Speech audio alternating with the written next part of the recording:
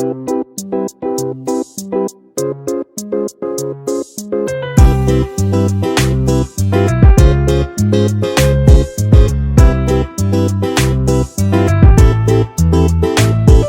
किचनमध्ये नमस्ते. आजची रेसिपी आहे मटर पनीर. एकदम 10 मिनिटात सोप्या पद्धतीने ना एकदम टेस्टी. इथे मी 2 ते 3 कांदा घेतलेले आहेत, कट केलेले आहेत. छान असं तव्यामध्ये भाजून घ्यायचं. इथे भरपूर अशी लसूण घ्यायची. 2 इंच अद्रक घेतलेला आहे, त्याला पण छान असं तव्यावर परतून घ्यायचं.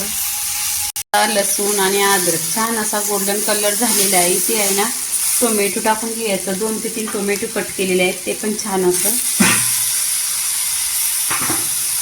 तव्यामध्ये भाजून घ्यायचा. हा मसाला भाजला ना तर एक 10 मिनिटं आहे ना थंड करायचा आणि मिक्सरला लावून घ्यायचा.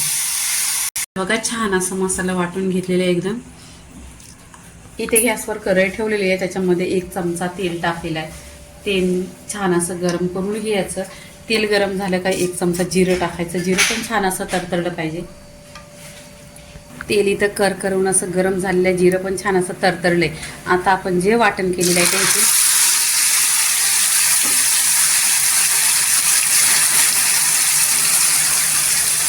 तेलावर छान असं आहे ना परतून घ्यायचं. बघा आणि कलर पण बघा एकदम सुरेख आलेला आहे. एक 5 ते 10 मिनिटं आहे ना तेलावर पूर्णपणे असं परतून घ्यायचा. चांगला फ्लेवर येतो आणि टेस्ट पण खूप छान येतो.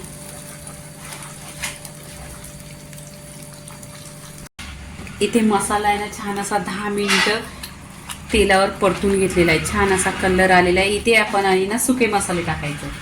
तुमच्याकडे जे मसाला असेल ते टाका. धना पावडर 1 चमचा, हळदी पावडर अर्धी चमचा, आगरी मसाला 2 चमचा, किचन किंग मसाला 1 चमचा आणि गरम मसाला 1 चमचा.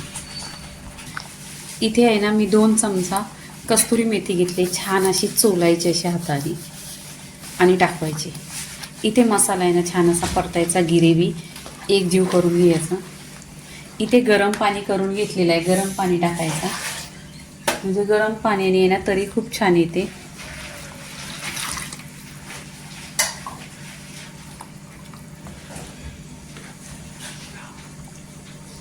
आता इथे आहे ना एक 10 मिनिटं आहे ना ढाकण लावून छान असा कर आणायचा भाजीला. इथे आहे ना वाटाणा टाकायचं. फ्रेश वाटाणा असलं तर 10 ते 15 मिनिटं शिजतात.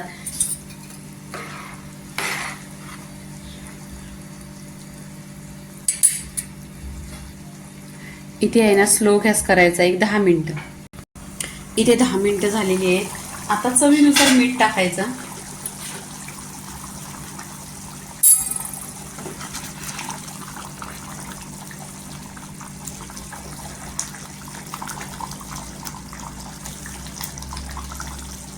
इथे आता पूर्णपणे झालेले आहे. आता इथे आहे ना कोथिंबीर टाकायची.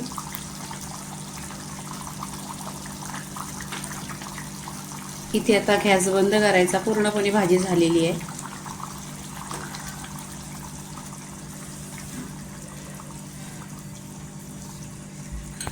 इथे मटर आणि पनीरची भाजी झालेली आहे पूर्णपणे. लाईक करा, शेअर करा, सबस्क्राईब करा आणि नेहमीच खात राहा. धन्यवाद.